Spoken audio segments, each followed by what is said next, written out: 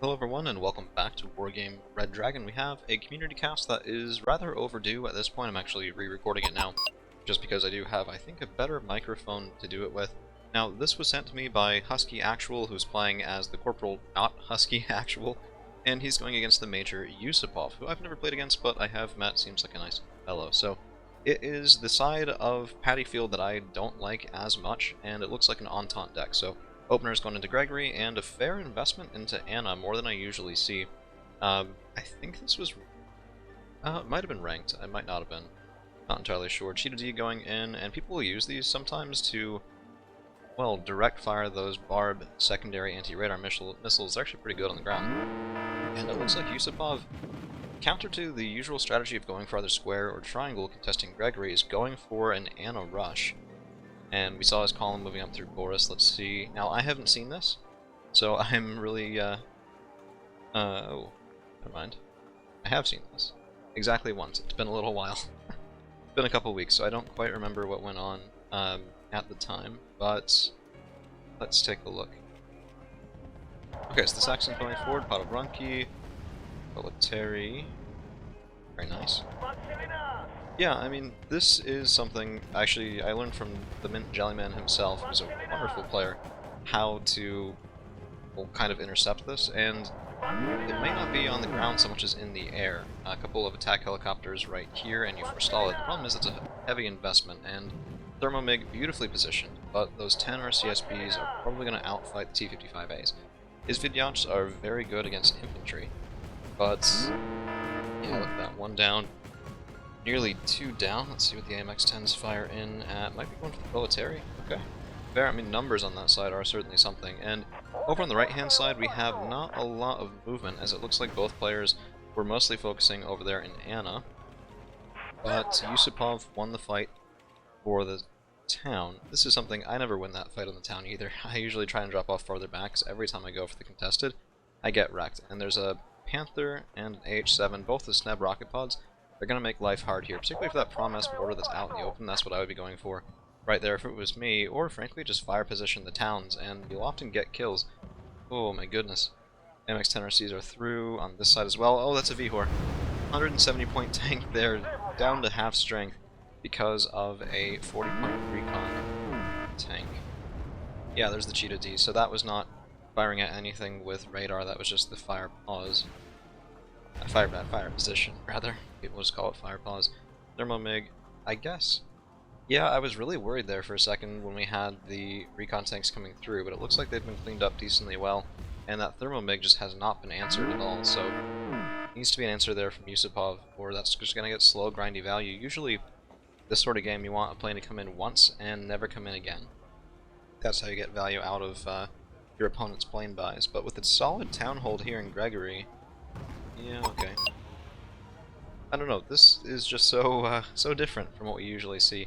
I'm excited to see how it turns out. We have the Mi-17 moving back, VHOR pulling back, probably looking to heal up there as well, and the Prom S needs to be back farther behind the VHOR, able to smoke if at all possible, and not getting taken out. Okay.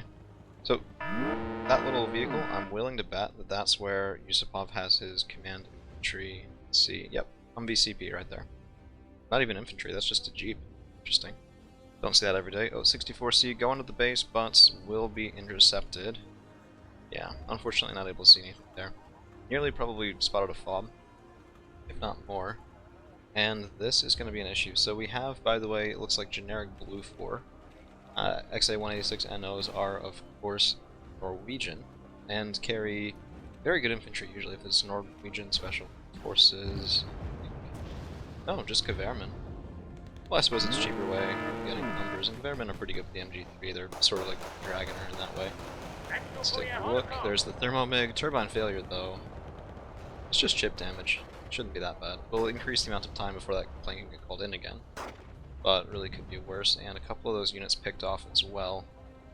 This is the point in time where personally I would be spamming militia all through here. Just get numbers, retake this section of forest, push him where he pushed me. And I think the Podobranki, Proletary, and the VHOR could do it if supported. It's just a matter of getting that support out. Now, the Sava buy, I completely understand that too, because this Panther and the Wings AH-7, they need to be gone, and it pays for the salva if you can get both of those. It's 70 points altogether, but yeah, that's the issue. These cheetahs really are worth a lot more than just firing at radar, because there you go, in, done. It's an 80-point discount Nighthawk, but if your target doesn't have any armor, you don't need all of that additional HE splash. And clearly Yusupov has something that's spotting everything up on this plateau. Now, it could be the Cobra. I'd believe that. It could be something in Boris as well, and a little over-aggressive there, losing the Recon Cobra to Specialny, Jednotki, and Skepej in the town. Might have thought it was cleared out because there was no target with the Panther, but this is what I was talking about, just fire position and clear out these town buildings. It'll work a lot better than you think. Velitilsk Stab trying to prevent that +2 tick from Yusupov.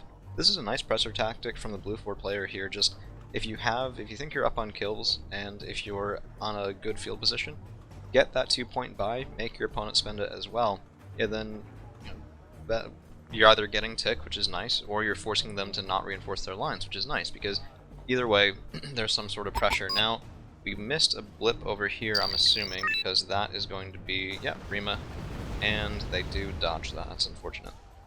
Yeah, really nice use of the full length of the map there from Yusupov. There's a reason, of course, that he's a major, and I don't want to fight him anytime soon. But it looks like this time Strop 2 is going to be coming up, and there is actually a little dismount, well, not dismount, there's a gap in the hills right here. You could probably go out and around after the Panthers, but it looks like he's just going to go for the gap in the woods there, and since the Panthers are attacking, that should be fine. Cheetahs can also do triple duty. They can do anti-radar work, they can go in after planes, helicopters, and of course the fire position, discount Nighthawk. Oh, please, no. Oh my goodness. That L-19 probably should have gotten its kill. I'd be a little disappointed if that was my L-19. Now, there does need to be a response on the side of Dmitry, because here it comes, blue 4 vehicles, and they are at elite of all things. I'm really curious what this deck is. Getting elite vehicles, there's either special forces in there or there's a moto deck, but I would be surprised. Blue moto seems like a bit of an interesting pick. I've never made the deck myself, I'm not really sure. But we haven't seen really heavy tanks. Excuse me, we haven't seen really heavy tanks either. So I guess it could be possible, but I don't know. I think these were carrying those Rima. Yeah, 2 dead Vabs. Worth it though. So I would bet Yusupov now knows where this fob is. Even the Vabs will be able to spot it back there. And that's good intel. People do snipe fobs. I'm not a big fan of it, but it does happen. It's part of the game. And you really... It's one of those things where it's one thing if people are using an exploit, but that's just part of the game. Base defense is something you have to buy, and if you don't have it, then that's going to happen to you. Now, it could have been a lot worse, so it was a nice response from the Mechanizovna. Clearly, Husky knew that was coming, and we saw a couple of blips on the way up, so it's no real surprise there. He's able to handle it pretty well. Lynx H7, this is Veteran C3, so I don't think... Okay, yeah. If that one's dropping off a Milan team, I'm willing to bet this one is as well. Just trying to get control. Now, that Lynx, when it's on the ground, is actually a valid target for the Drug team here, which is kind of goofy. But it's a 35-point kill if he can get it, so let's see if the Lynx takes off. If he does, I think it loses tracking. Not sure. Yeah, might have right there at the end. It's unfortunate. And the Milan team drop off on this side is actually really brutal. So once Yusupov has forces over here, he can scout in and see anything in that reinforcing line. And then basically the shortest path between Red Force Spawn and Gregory is over here to the right and down, and that becomes not an option, so you have to reinforce into the high ground and then forward. It's just that much of a stranglehold on your opponent's position. Now, L19 versus Tomcat, the evac order is probably very nice. We'll be able to get out... Ooh, interesting. I thought that Tomcat was going to circle a bit more than he did, but no. Able to get nearly a kill there, but it's not horseshoes, and it's almost hand grenades, not quite, so you do have to get the whole kill for it to count. Drop 2. Yeah, this is a very mobile style of gameplay from Yusupov. It's not something I enjoy fighting, to be frank, but it's high risk, high reward, right? So every Lynx H7 that dies is 35 points. That's not peanuts. That's pretty big. It's a huge investment when you have a bunch of those going around here, and if the Drug team can get that AMX, there you go. That's another good bit of value from Husky, who does need it right now. So Commander Marines fighting against Ividyashes. This is what I was saying earlier. These guys are brutal against infantry, even Commander Marines, but that Milan team is going to be able to just make this difficult. So the Hera-2 needs to get up there, needs to scout, needs to let these T-55s shoot in at that fragile Milan team, or, quite frankly, you're in range here. Fire position right at where the Milan originated from, you'll kill the team. It's kind of goofy, but it's definitely a thing. It's been done to me before, and it's, well, I've done it to others before. Do unto others, as they say. So, T-55's going up, nice clear. And with these Rima being engaged by Proletary 90 and Mechanizovana, that will probably be an Anna side retake, at least, of everything other than the woods. But we did see Yusupov advancing here, and I gotta say, if I was playing this right now, I'd be sweating bullets. I don't mind the Lynx 17, sorry, the L17K buy, but after the Lynx, 35 points. Pays for not quite half, about 30% of that L17K. But this is good. This is solid, slow, grindy play to account for positional advantage from blue very early on. So let's see. I don't know. The Vihor is healed up by now. I still, yeah, these militia, I'd be doing the exact same thing, except I probably would have done this a little bit sooner. So Mechanizova and Pej need to be split up, and then if your Vihor's up here, that fire is going to be brutal, shooting into the XA-180, 186s, and gotta worry about that air too, because that L17K is very valuable, has not paid for himself, and that's going to be very tough. But a nice response here on the M84AN, going up to top of the hill, getting a couple of kills, and the Mechanizovana standing up better than I thought they would. Probably has to do with the OAT M60P, which, while it only has one frontal armor, does have two guns, can be a little bit brutal, and I think those were unloaded transports as well. So this is nice. This is very nice. So now you have Mechanizovana, you have OAT M60Ps, you have Thermomig leaving napalm all over this path of reinforcement and retreat, mind you. So just push stuff in there, get infantry going, see what you can do, and of course, as I always say on my community cast, I am not judging by any stretch. I'm giving the same feedback I would if I was doing this myself, looking at it going, oh man, what if I had done something a little bit differently? So that's the whole intention here. Milan team moving up, and there it is, Yusupov's units. On that side, AMX-10RC. This is the perfect time for that Vihor to be supporting right in here. So you shut down the reinforcement lane on this side, which is going to get used by fast movers, and you allow, well, you force Yusupov to either overextend into your air defense and near your air reinforcement zone, or you just force him to buy a super heavy, which at this point I'm pretty sure. No, okay, that's Veteran Z2. This is probably a blue general. Yeah, I wish I had a better head for that, but it's hard to. There's so many different options. Bit of a shame that the 10RC is getting away with one strength, but nice awareness. Yeah, fair enough. T-55s. After all the sneaking, I would be too paranoid to not have more base defense than this. I'd have something over here on the left. I'd have probably spread out a couple of militia on the right. And yeah, it taxes you a bit, but when those tripwire units pay off, they pay off by not having your base decapped, which is quite a lot. G to D is my guess. Can't quite see it. It might have just been a bait for the Tomcat, to be honest. Oh. Yeah, okay, it got out. And this is going to be close. The Tomcat does have exceptional range.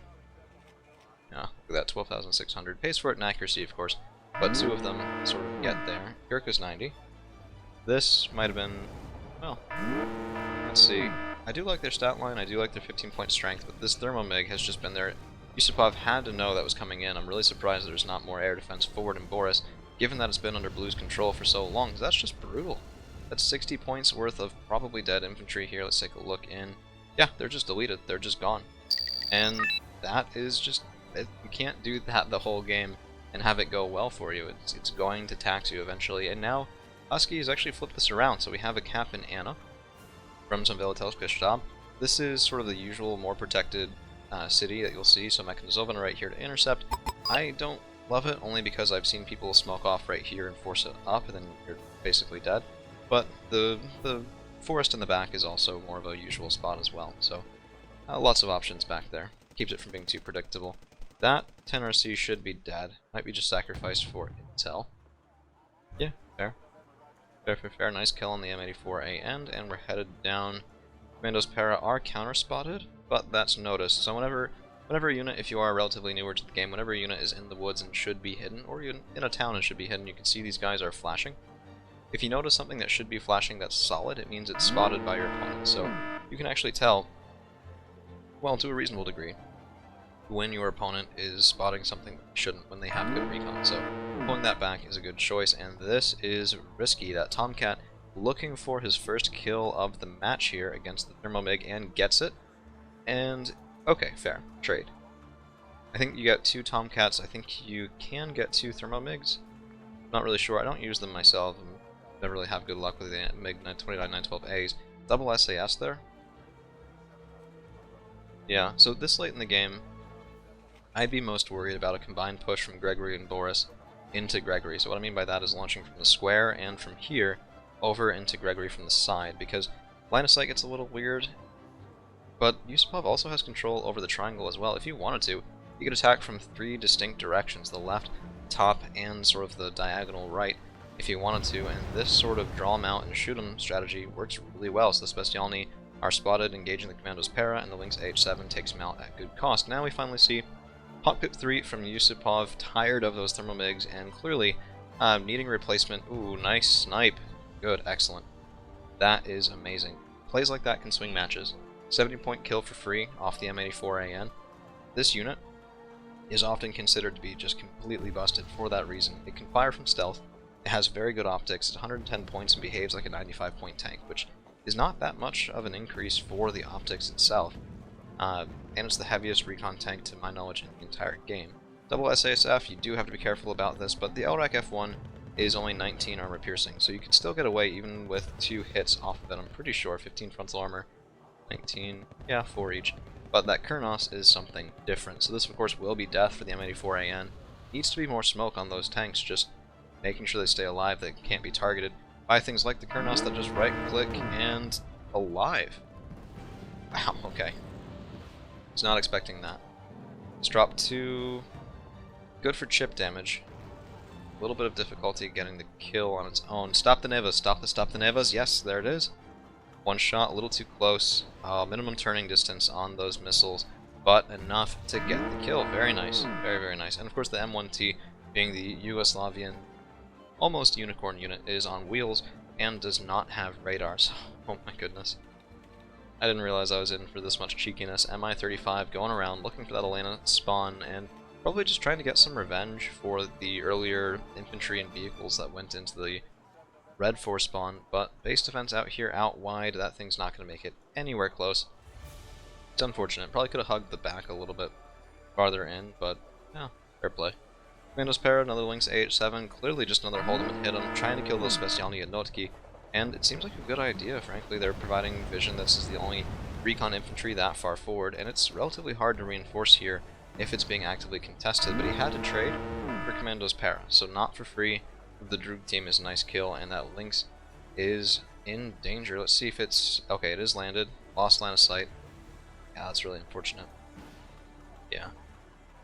This is something you'll notice when you're playing ranked, or... I usually see it with people, first lieutenant or above kind of thing, is an increasing frequency the higher your rank goes, so of course majors will do this relatively often.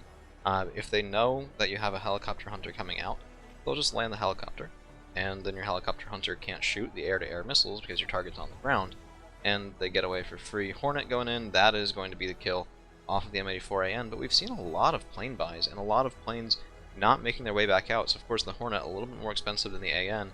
If I were Husky right now, I'd be putting pressure on the ground every single day and twice on Sundays, maybe even not going after the M1Ts, because frankly the L19 has been doing just fine. We already killed a Tomcat, we killed a lot of planes here quite effectively, and if you had almost 200 points in infantry, I'm willing to bet we could take Boris right here. Let's take a look at what is in there. In Rima, Gaverman, SASF, okay, so it's reasonably garrisoned, but 200 points on the ground would at least make this something that was a knockdown drag-out fight. Certainly better than another L-17K, which is just... Lynx has landed again. That's the second one dying after that same helicopter. Can't afford to do that, and the Milan team going after this drop. Yeah, okay. Please pull this back. Yeah, okay, there we go. Good, good, good, good. Infantry screens are there for a reason. You need the cheap 5-point boxes to take ATGMs. You need the infantry to be able to broaden the front line, because the projection of power there off of individual units is sometimes not so large. So a little bit of revenge here with an MI-17 off of the Red 4 side, of course, is one of the Entente units that's kind of goofy, because I think they got it from French providers, but an ammo box hit, probably about the, well, not the worst crit ever, but certainly an inconvenient one for the time. And this is why I say just get troops forward on the ground. I know I tend to underbuy planes a little bit these days, but there are worse problems to have, because at least you have a consistent front line, and this is something that Gregory right now is really struggling with. So Brzskaya does look like there's more specialty Jednotki here, but you need ATGMs back in, and that's what, 2 pieces of anti-air done to direct fire in a relatively short amount of time. Yeah, okay, Vihor coming up. Please smoke this though. I mean, here's the thing too, it's easy to backseat drive, right? I look at my own game sometimes, I'm sitting there going, why would I ever do it like this? There's clearly a better way. But when you're 22 minutes in against a major who's been putting consistent pressure in the air the entire game, it's very hard to do. It's very hard to have that situational awareness, trust me. If I was better at it, I'd be higher ranked than I am, but I'm not. So, M91 AV Hort coming up here is good. The square force push, I think, needs to happen, and needs to happen soon, because if you're looking at this, you're 70 points versus 5 points. Yusupov, of course, in the lead, so Husky is behind by about 65. That's about 3-4 minutes worth of +1 tick, which isn't that bad until you realize you're more than halfway through the match right now. And there it is, there's the Federal cap. Yusupov cranking up a little bit of pressure as this game settles out, and of course with the Boris cap as well, that goes to +1. If he caps Gregory, then even if Husky caps Gregory now, that's not going to help him. It's still going to be a +1 tick for blue. So that needs to have been a red zone before this, I think. And it needs to be an uncontested red zone to balance out Boris, or there needs to be a push into Boris. And of course there is a T-72 M1K buy right as we're talking about this. I do really like that. It looks like he's actually going for Boris though to contest there. It's a reasonable idea, because Mechanizovin on 3 T-55s. I would want more infantry rather than 3 T-55s. I think for 75 points, right, because this is 75 points, I would want them to have better lines of sight. If you put 1 or 2 up here, or even better, put them back here with a box up here, then when blue comes over the top, they'll be able to fire and concave that just fine. What's likely the reason for this positioning, and now we do have some smoke on the Vihor, is they can go right, they can go left, they can respond to pushes on either side. But, ooh, wonder if you guys can hear the thunder in the background off of that. Let's see. A bit of a rainstorm. T-72 M1K is parking his keister on the top side of Boris, and I'm curious if there'll be another buy for that. Plumman coming out now. Yeah, this is interesting. I think blue is very clearly wanting to get settled in and just get the win by tick. T-72 M1K, this is good. So his command tank fired, which means that blue knows where it is and needs to do something about it. So just repositioning and getting settled in is very good. A little bit of a swing and a miss off of that Plumman is unfortunate. Geverman farther up, and there's actually a bit of not forest here, right when you're crossing down. That can make this very brutal if your positioning is even just a little bit wrong. So the Mechanizovina and Geverman are both in the woods right now, but if you try and move down a little further, or up a little further, these Geverman are no longer in the woods. They're no longer under cover, which means that they don't get that cover bonus nearly as well. Ooh, that's some friendly fire. Yeah. Promise, 5HE mortar, friendly firing, those Mechanizovina. A little bit lucky there hasn't been a direct hit by now, or there would have been a kill. That's for certain. Okay, T-55's too very nice. Fair enough. I've never tried this. I might try it after that, because that just moves forward and demolishes infantry pretty well. V-Horse coming back out, Specialny moving forward, and there just needs to be an infantry push here. Just 60 points worth of militia up into the square forest, clear it out, keep the pressure on in Boris, and this can become a winning game very, very quickly. Very, very quickly indeed. If it was ranked, that's going to be a huge boost to that ranking as well. Corporal versus Major. Very nice. You'll see this a lot from people who don't play ranked that often. Like, I don't play ranked all that often.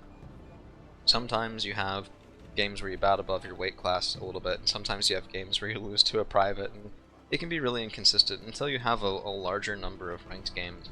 There's a little bit of swing. Right, for example, I saw somebody recently get about 8 wins in a row on ranked, went up 2 ranks right there, inside of a very small amount of time. And, I don't know, those sorts of swings, they have a way of never ending up as high as their peak. But Gurkha's 90 moving forward, Saxon's moving forward. These guys are, of course, very high veterancy. They will demolish Mechanizovina Pesh, but have a harder time against Proletary, especially if the Proletary are supported, but they have to be supported. These C-55s cannot handle the Law 80s on the Gurkhas on their own. They will die horribly to that close range drop off of the Kaverman, and that might be enough. M72 laws are not the best. Ooh, perfect timing on the plowman. Wonderful. Wonderful stuff. All that blue for. Ooh, no. Constant smoke when you have a super heavy. Yeah, it was traded for a Hornet. That is finally one of the first trades we've seen from the blue 4 players plane tab that was well worth it. By about 45 points. No, 35 points. Yeah, more like 35. Fair enough. Now this is the other thing about the T-55s, they are recon, so you can get good kills in the SASF. Curious, okay, no autoloader, so it's taking a long time to reload because they're panicked. Makes sense. Low accuracy as well. Might actually die to the AMXs. Yep, first one dead. Need to pull these guys back, let them get not panicked, because they're not really functional when they're panicked, and we saw 2 of them die just there, basically for no reason. Proletarian 90 can clear that out decently well. Ooh, double K1. Blue clearly wants this wood fight to go on for a long time, and you can kind of see why. So Gregory is Cap Boris now contested, gives Husky a +1, so Blue needs to clear Boris, and probably thought this was the easier way to do it than fighting in Gregory when you don't have super heavy tanks, because K1s are nice, but they can't deal with a super heavy. This is spotted. Oh my goodness, how is this spotted? Let's see, Yusupov. Commando's Para can see that far, wow. I wouldn't have suspected that. Just right at the edge of the woods, they can see that command tank right there. If the Hornet hadn't already died, oh, here comes the Kurnos, yep. That's going to be a dead command tank, I think. These guys only have 2 top armor, which means things like the Kurnos are going to be pretty effective at taking them out. Of course, the Kurnos might not get away, but yep, okay, that's a kill, that's a kill. Bit of a trade there, but it favors Blue, because there's only 11 minutes left, and Red is still about 70 points behind. It's a different number, 94 to 21, but there needs to be a denial in the Square Forest. This is exactly what you need to do. BVPs far enough away to support, but not get shot while doing so, and Proletary getting up into the woods there. Ooh, interesting. Oh, they need to get into the woods right now before that K1 starts shooting. There it is. T-72 M1K can defend himself, but not for all that long, and Rima 85 actually have a decent secondary anti-tank weapon as well. By the way, before I forget to say this, Husky Actual does have a YouTube channel as well, and it should be linked in the description of the video. I'd recommend you check that out. He does a bunch of funny stuff. I think he did the President's Play Wargame thing a little bit ago. It was kind of goofy. Yeah, so check out his channel as well if you do like Wargame content. And this is very dangerous. Look at that T-72 M1K. One more hit, and that would have been a kill there against that tank from the Rima 85 with their Apolos. Ooh. M84AN is just busted good. Crazy good. He's probably looking for a side shot here. Oh. Okay, so the K1 is turned to face the BVP. Looks like might have been a manual turn. Slide shot from the BVP gets a 90-point kill. You don't see that every day. And there's nothing here to handle the Cobra, so these Proletary are going to be dead. I kind of wish they'd just stayed put, keep the Square Forest yours, and recontest Boris, right? So this could be a winning situation here for Red. Oh, wow. Yeah, really didn't want that Cobra, did you? What's interesting, though, is there was nothing going in after either of these L-19s. We've seen a systematic takedown of the blue 4 players' air tab, and with that Hawk that was dead on the ground, otherwise that would have been shooting in right there, potentially getting a kill. There needs to be more anti-air, I think, from the Red 4 side, because even just the Thermomigs have been pounding in all game. It's been pretty brutal. So Specialny, M84AN needs to be healed up, needs to be resupply up here. There's Kolos right back there. Get there pretty quickly. SAS or SASF taking that shot in against the MiG, and that was just looking for a command vehicle, but no such luck. Probably over on the sides, my guess. We'll see. Oh, might have been here. Napalm will force command vehicles to move. Command infantry to move as well.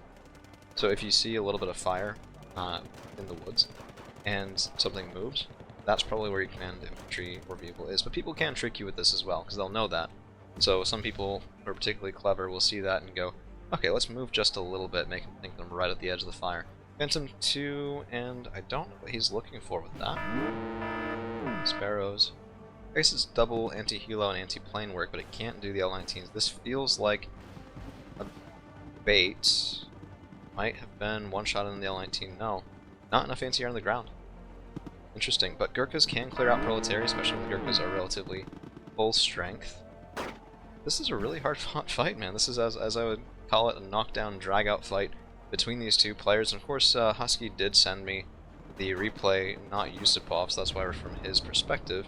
I'd love to see the Mi-17 shooting these Gurkhas. That would be amazing value. Gurkhas are nearly 30 points versus 35 for the Mi-17. And the Phantom 2 might be diving that Mi-17. It's already out of ammunition. This is not really that big of a threat right now, and it's going right into the red for anti-air denial zone. Sava and the Mitt shooting in. Savas will get more kills than you might think as well. One last shot. No! Reloading the salvo. Ah, man. Long reload time there from the Neva M1T. But with 7.5 minutes left in this game, we do have a +1 from Husky Actual. Yeah, this is promising. And killing Gurkhas with lines is pretty effective too, so the Mechanizovin on 10 points apiece, taking out two 30-point Gurkhas because of the support that they had from the Thermal MiG and other battlefield support in the area. Yeah, 60 points for 20. I'll take it, and even if this Cheetah D gets his missiles away, which it looks like, not sure what he was going for there. Might have been going for them. It's another 80-point kill. Yeah, I would have to think by this point that the kills losses is in the favor of Husky Actual pretty severely. Which was not my expectation off the first couple minutes of this game. That was very hard fought the first couple minutes, and I think Blue 4 had a distinct positional advantage. But what's interesting is, if I ever get that much dominance on this side of the board, I'm pushing through this side of the board. I'm getting recon infantry through here, ATGMs. I'm gonna try and cross the... Oh, sorry. I'm gonna try and cross this bridge, because if you can attack in through here, you can attack into the backside of Sheraton, you can attack into Dimitri, and yeah, it's right close to your opponent's spawn, but they'll spend an inordinate amount of points clearing this out because it's so close to their home zone. So you can really panic people with just a couple of shock infantry that can still trade decently well, so you can trade at cost, and then they'll buy, I don't know, 200 points of stuff sometimes, and they'll leave it here as well. And that's just gravy. That's just good. That's points they're not spending somewhere else. Somewhere else. It's a couple of minutes worth of passive income that they just don't have anymore, and I really want to see the kills on that Thermal MiG later. Sometimes they don't get reported that well with Napalm getting the kills, but we'll see. Certainly see, because it seems like that Thermal MiG has just been doing yeoman's work this whole time. That was the second one, but we'll look at both combined. And the Plummen sealing the deal here by the look of it. This is risky. The SASF are panicked. Oh man, this is a risky fight. That's a risky fight. Yeah. Looks like they didn't have the Yellow Rack reloaded in time, and that'll be a kill in the SASF. Pretty confident. Oh, come on. Yep, there it is. That's that main gun. Boris is capped, the bare minimum possible, a single tank up here, and a command tank as well, but that's all you need, right? That's certainly more than enough. And there are the Gurkhas. This is unfortunate. So the Gurkhas did dodge, and the Proletari are out in the open, Gurkhas are in the woods. This is going to be a very one-sided fight without very quick supports. The BVPs need to be moving over, shooting in against those Gurkhas, and the Proletari can't take that fight standing still in the open. At that point, better off running away, because the Gurkhas don't have amazing range, and yeah, BVPs supporting, but it's a little bit too late. Ooh, stun, Thermal MiG, 1-2 punch off of this. Goodness gracious. Yeah, just turning Square Force into a death trap. Wow. Fair enough. Fair enough. You can even follow up with a Plowman shot if you wanted to right now, although not the best at killing at long ranges. It can certainly finish off damaged infantry. And this +1 tick, there's 4 minutes left in the game. Husky is at 117 points to his opponent's 106. Now looking at a win against the Major, and yeah, you don't see that every day, especially when you're a lower rank yourself. And I don't know if this is alt or something else. I'm assuming it's his main account that's a corporal, but I would be surprised by that based off how he's playing, because it's very, very good play. Not my style of play, mind you, but and we did have a couple of mistakes, but there's no perfect game of Wargame. You're going to make mistakes, your opponent's going to make mistakes. The Super Heavy that didn't need to die, the T-72 and 1K that didn't need to die, but some of that stuff is just, when everything else is going on other sides of the map, you don't always see it.